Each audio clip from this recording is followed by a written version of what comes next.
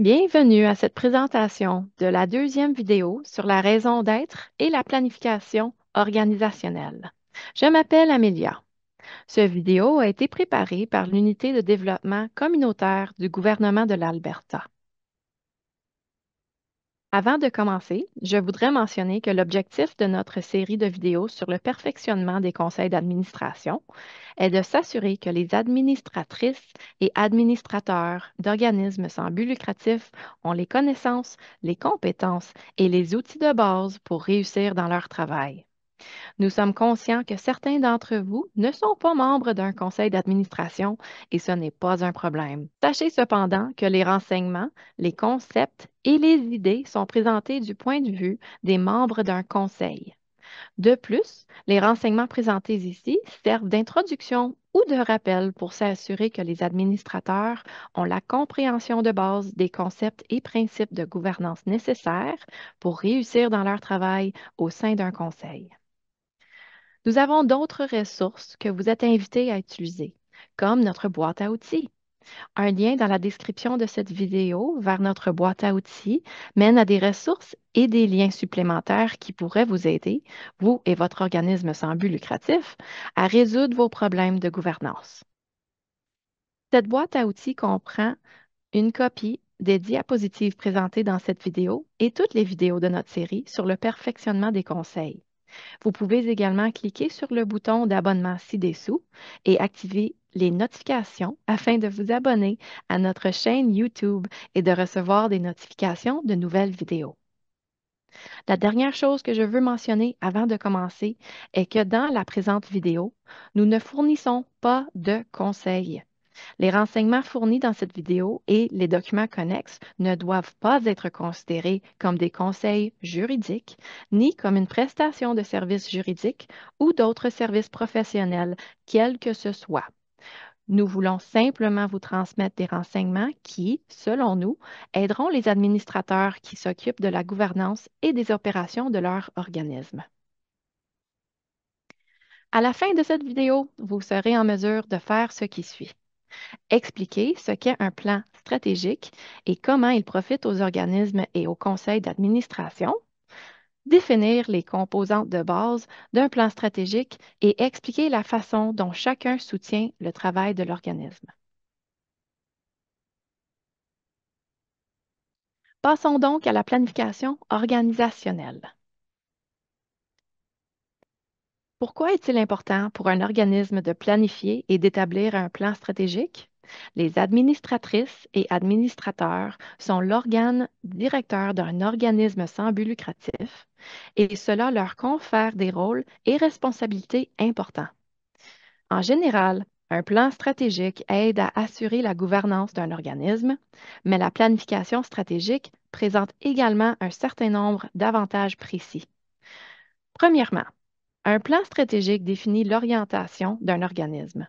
Par conséquent, le processus de planification stratégique crée une occasion pour les administrateurs de discuter du contexte global de l'organisme et de partager leur point de vue sur la manière de réaliser la raison d'être de l'organisme. Un plan stratégique est également une feuille de route qui guide un organisme dans le travail requis pour réaliser sa raison d'être. Un bon plan stratégique montre à quoi ressemble le succès pour un organisme. Par conséquent, en période de changement rapide, il peut aider les administrateurs, les membres, le personnel et les bénévoles de l'organisme à suivre une ligne de conduite cohérente. Il les aide également à savoir quand des changements sont nécessaires et garantit que tout le monde travaille ensemble vers les mêmes objectifs. Un plan stratégique constitue également un élément important de la réputation de l'organisme auprès de ses parties prenantes et de la communauté. L'élaboration d'un plan stratégique nécessite du travail et, une fois terminé, le plan démontre que le conseil d'administration, les bénévoles et le personnel sont vraiment engagés à l'égard de la raison d'être de l'organisme. Ainsi, un plan stratégique peut indiquer aux parties prenantes et aux bailleurs de fonds que l'organisme a une orientation claire et est déterminé à réaliser sa mission, ce qui pourrait conduire à du soutien et du financement supplémentaire. Enfin, un plan stratégique peut améliorer la façon dont les membres de l'organisme travaillent ensemble, car il leur fournit un langage et des objectifs communs. Un plan bien rédigé et élaboré conjointement par les administrateurs, les bénévoles et le personnel permet à toutes les parties de savoir comment aider l'organisme et aller de l'avant. Cela peut contribuer à accroître l'engagement envers l'organisme. Maintenant que nous savons ce qu'est un plan stratégique et pourquoi les organismes en ont besoin, parlons de ce qui devrait être inclus dans un plan stratégique. Les éléments de base d'un plan stratégique de base sont les énoncés fondamentaux, les objectifs, les stratégies, le plan d'action et l'évaluation. Énoncés fondamentaux.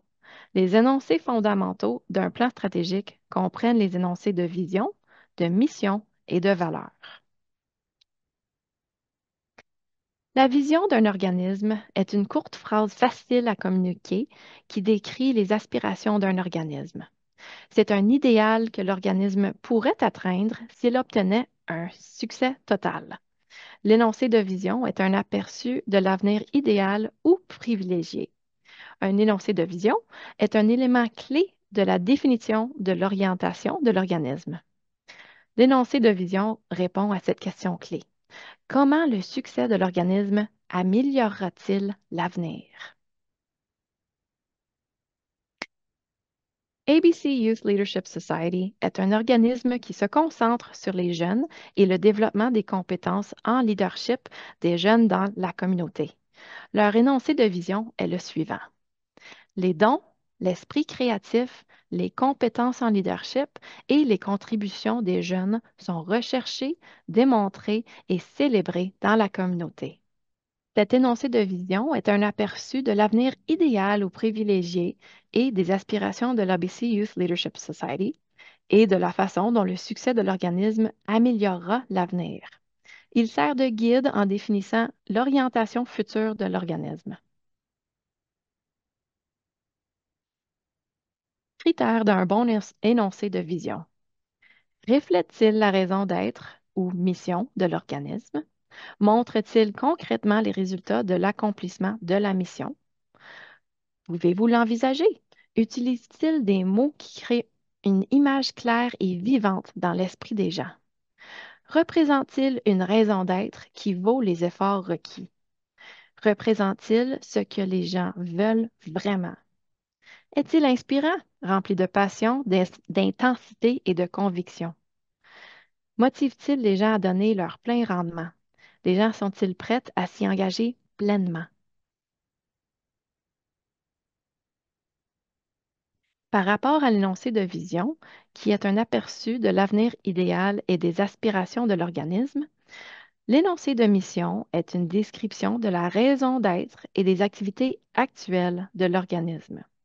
Cela signifie que la mission décrit clairement ce que fait l'organisme et quelle est sa raison d'être, qui il sert et comment cela ajoute à la valeur de la communauté. Les organismes dont les énoncés de mission sont vagues ou inefficaces ont souvent du mal à communiquer leur mission. Les questions suivantes sur l'énoncé de mission aident à clarifier la mission d'un organisme. Pourquoi notre organisme existe-t-il? Que perdrait le monde si nous n'existions pas? Quelle est la valeur inhérente de notre organisme pour les autres? Pourquoi est-ce important pour moi personnellement? Pourquoi est-ce que j'y m'y intéresse? Pourquoi cela vaut-il que j'investisse tant de temps et d'énergie? Voici par exemple l'énoncé de mission de l'ABC Youth Leadership Society. L'ABC Youth Leadership Society cultive les forces et les capacités des jeunes de la communauté en fournissant de la formation en leadership, en développant l'esprit d'équipe et en offrant des occasions de croissance personnelle. La mission de l'ABC Youth Leadership Society décrit la raison d'être de l'organisme, y compris 1. ce que l'organisme fait. 2, qui il sert. Et 3, comment cela ajoute de la valeur à la communauté.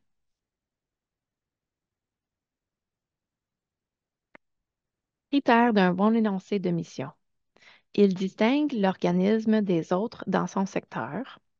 Il attire l'attention des personnes au sein et à l'extérieur de l'organisme. Il fournit un point d'intérêt unificateur pour les parties prenantes et génère un sentiment d'engagement partagé. Il est clair.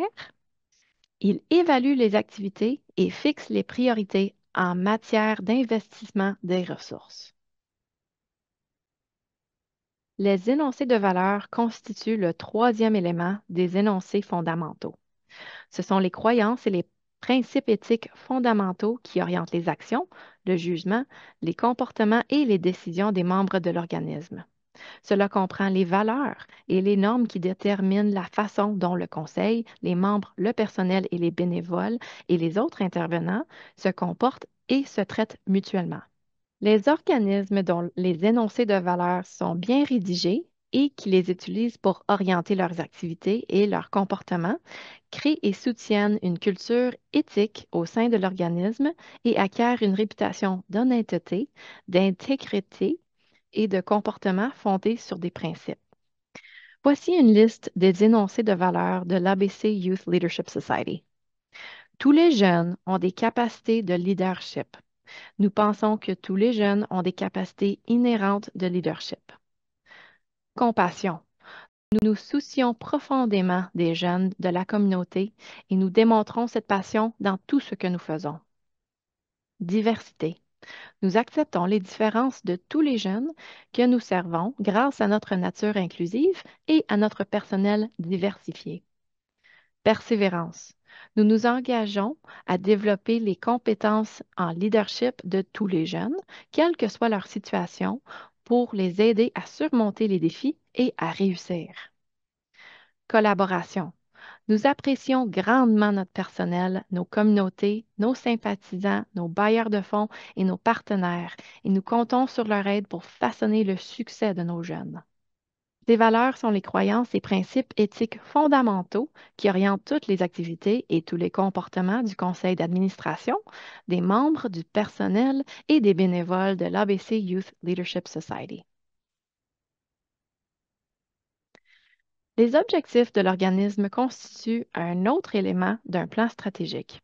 Les objectifs décrivent les buts et les résultats précis que l'organisme souhaite atteindre pour se rapprocher de sa vision. Les objectifs montrent les domaines clés sur lesquels l'organisme se concentrera sur une période définie et ils aident les organismes à se concentrer sur leurs ressources, leurs efforts et leur temps de manière appropriée. Cela signifie que tous les programmes, services, ressources et efforts devraient viser l'atteinte des objectifs de l'organisme. Voici une liste de tous les objectifs précis de l'ABC Youth Leadership Society. Les jeunes de l'ABC Youth Leadership Society sont des membres actifs d'organismes communautaires. Les programmes et services de l'ABC Youth Leadership Society soutiennent le leadership des jeunes dans la communauté. L'ABC Youth Leadership Society est reconnue pour son excellence dans le soutien du leadership des jeunes dans la communauté. L'ABC Youth Leadership Society est bien gouvernée et financièrement responsable. Ces objectifs indiquent les domaines clés sur lesquels l'organisme se concentrera au cours des 2 prochaines années.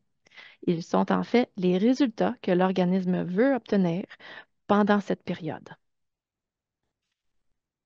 Une fois que l'organisme a déterminé ses objectifs, il doit définir une stratégie pour atteindre chaque objectif. Les stratégies sont un ensemble de mesures stratégiques que l'organisme doit prendre pour atteindre un objectif précis. Le premier objectif de l'ABC Youth Leadership Society était le suivant. Les jeunes de l'ABC Youth Leadership Society sont des membres actifs d'organismes communautaires. Voici l'ensemble de stratégies que l'ABC Youth Leadership Society a mis au point pour atteindre cet objectif. Promouvoir la participation des jeunes à des organismes communautaires et leur permettre de siéger à des conseils communautaires. Former les jeunes à la gouvernance des conseils d'administration. Élaborer un programme de stage pour les jeunes afin qu'ils acquièrent de l'expérience de travail au sein de conseils communautaires. Il s'agit d'un ensemble de stratégies que l'organisme va adopter pour atteindre son premier objectif. L'organisme doit également déterminer un ensemble de stratégies pour chacun des autres objectifs. Après avoir mis au point des stratégies pour chaque objectif, l'organisme doit définir un plan d'action. Le plan d'action répertoire toutes les activités ou tâches spécifiques que l'organisme doit effectuer pour atteindre chaque objectif. Ces activités doivent s'harmoniser avec l'ensemble des stratégies qui ont été déterminées pour cet objectif particulier.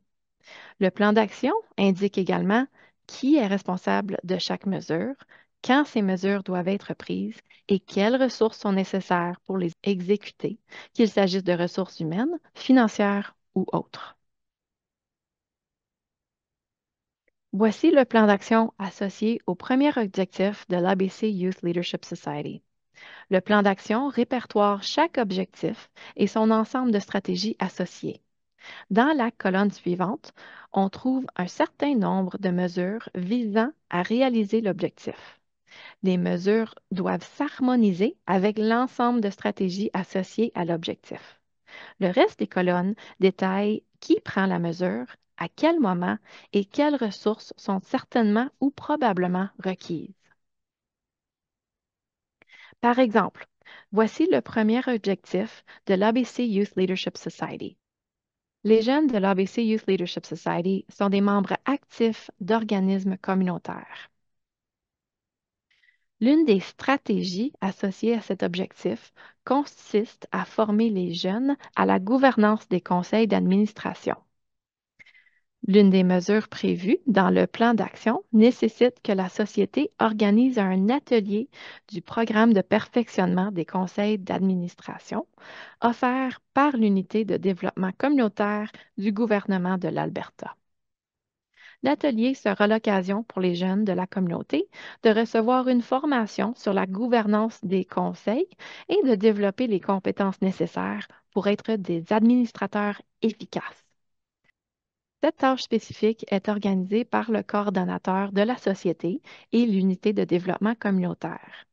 La société veut organiser l'atelier avant la fin du mois de juin et s'attend à ce qu'il lui en coûte 250 pour la location d'un local et le coût de la nourriture et du personnel.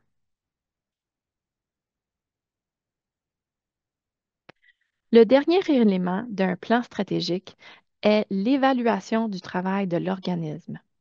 Pour ce faire, l'évaluation doit établir des cibles mesurables qui montrent ce que cela signifie pour l'organisme d'atteindre ses objectifs. L'évaluation examine généralement un certain nombre de cibles qui montrent comment l'organisme exécute son plan, comment l'organisme détermine qu'il a réussi et comment il surveille l'avancement des travaux. L'évaluation doit inclure des objectifs, des indicateurs et des mesures de rendement. Les objectifs sont des cibles précises, quantifiables et réalistes qui mesurent l'atteinte d'un but sur une période donnée. Les indicateurs sont des descriptions de situations ou de comportements qui prouvent que l'organisme progresse vers ses objectifs. Les mesures du rendement sont des données que l'organisme recueille pour mesurer son succès dans l'atteinte des objectifs. Voici un exemple d'objectifs et les indicateurs et mesures du rendement correspondants pour l'ABC Youth Leadership Society. Cette évaluation vise son premier objectif, qui est le suivant. Les jeunes de l'ABC Youth Leadership Society sont des membres actifs d'organismes communautaires. L'objectif est qu'au moins 75 des jeunes inscrits à l'ABC Youth Leadership Society sont des membres actifs d'organismes communautaires d'ici décembre 2021. À l'heure actuelle, seulement 25 des jeunes sont membres d'organismes. Les indicateurs sont les suivants. Les jeunes d'ABC Youth deviennent des membres d'organismes communautaires et cherchent d'autres façons de participer aux activités d'organismes communautaires. Des organismes communautaires communiquent avec des jeunes d'ABC Youth et les recrutent pour en faire des membres actifs dans leur organisme. Les plans stratégiques des organismes communautaires comprennent les stratégies pour devenir membre d'ABC Youth. Les mesures du rendement sont les suivantes. Le nombre de jeunes d'ABC Youth qui participent activement à des organismes communautaires, le pourcentage d'augmentation du nombre de jeunes d'ABC Youth qui participent activement à des organismes communautaires par rapport au niveau de référence. Ceci est un exemple de plan d'évaluation pour le premier objectif de l'ABC Youth Leadership Society. L'organisme peut avoir des objectifs supplémentaires avec des indicateurs et des mesures du rendement correspondants. L'unité de développement communautaire offre gratuitement un cahier d'exercices utile qui vous aidera à enseigner les composants d'un plan stratégique, y compris ses énoncés fondamentaux, objectifs, stratégies et plans d'action. Cet outil est malheureusement offert en anglais seulement. Si vous en voulez quand même un exemplaire, vous le trouverez dans la description de la vidéo. En résumé, concernant ces deux vidéos sur la raison d'être et la planification organisationnelle, le principal point à retenir est que la gouvernance et le rôle du conseil d'administration sous-tend tout et le conseil d'administration est l'autorité au sein de l'organisme qui en a la responsabilité. Par ailleurs, l'un des rôles clés des membres d'un conseil consiste à définir et à promouvoir la raison d'être de l'organisme ou ses énoncés fondamentaux. Et l'une de ses principales responsabilités est de promouvoir la raison d'être et d'assurer la planification organisationnelle. Il s'agit de faire avancer la mission de l'organisme ou de définir l'orientation de l'organisme. Essentiellement, il s'agit de créer un plan qui explique comment l'organisme atteindra son but. Et l'un des moyens ou outils que de nombreux organismes utilisent pour réaliser leur planification organisationnelle est la planification stratégique. Voilà qui nous amène à la fin de notre deuxième vidéo sur la raison d'être et la planification organisationnelle. Merci d'avoir visionné cette vidéo. Nos coordonnées figurent sur la diapositive et se trouvent également dans la boîte à outils.